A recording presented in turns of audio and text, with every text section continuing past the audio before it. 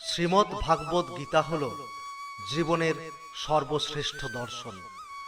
মানুষের মনের সব প্রশ্নের উত্তর রয়েছে গীতায়। আজও আমাদের সঠিক পথে চলার দিশা দেখায় গীতার বাণী।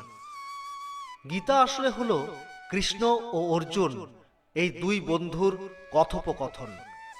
মহাভারতে কুরুক্ষেত্রের মহারণ শুরুর আগে নিজের আত্মীয়দের বিরুদ্ধে যুদ্ধ করতে নিজের অপারগতার কথা জানিয়ে অস্ত্র নামিয়ে রাখেন অর্জুন। তখন তাকে জীবনের সারমর্ম বুঝিয়ে কর্তব্য ও দায়িত্বের কথা বলেন শ্রীকৃষ্ণ। বলা হয়ে থাকে শ্রীমদ্ ভাগবত গীতায় জীবনের সব সমস্যার সমাধান খুঁজে পাওয়া যায়।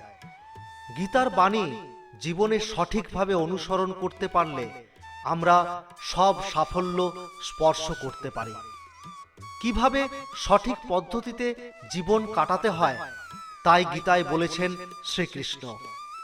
ধর্ম, কর্ম ও প্রেমের পাঠ দিয়েছেন বিষ্ণুর 10 অবতারের অন্যতম শ্রীকৃষ্ণ। আমাদের জীবদ্দশা ও মৃত্যু পরবর্তী অবস্থাতেও উপযোগী গীতার এই উপদেশ। গীতা হল জীবনের সম্পূর্ণ দর্শন। গীতায় শ্রীকৃষ্ণ বলেছেন যে শুধু টাকা থাকলেই কোনো মানুষ ধনী হতে পারেন না। সত্যিকারের ধনী তিনি, যার চিন্তা ভাবনা ভালো, ব্যবহার মধুর ও যিনি সুন্দর মনের অধিকারী।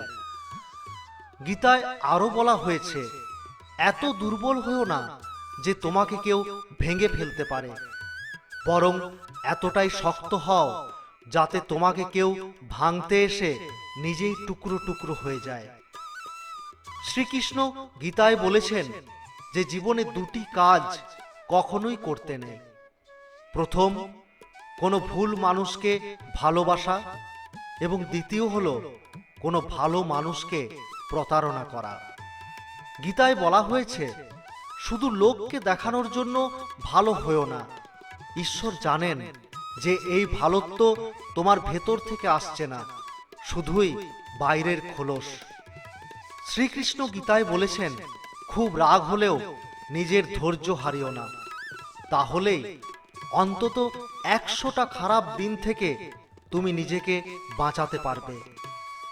গীতার বাণী অনুসারে জয় ও পরাজয় আমাদের চিন্তা ভাবনার উপরই নির্ভর করে। গীতায় শ্রীকৃষ্ণ পরামর্শ দিয়েছেন, যে কোনো মানুষকে ভালোভাবে না জেনে অন্যের কথা শুনে তার সম্পর্কে কখনো কোনো ধারণা করে নেবেন না।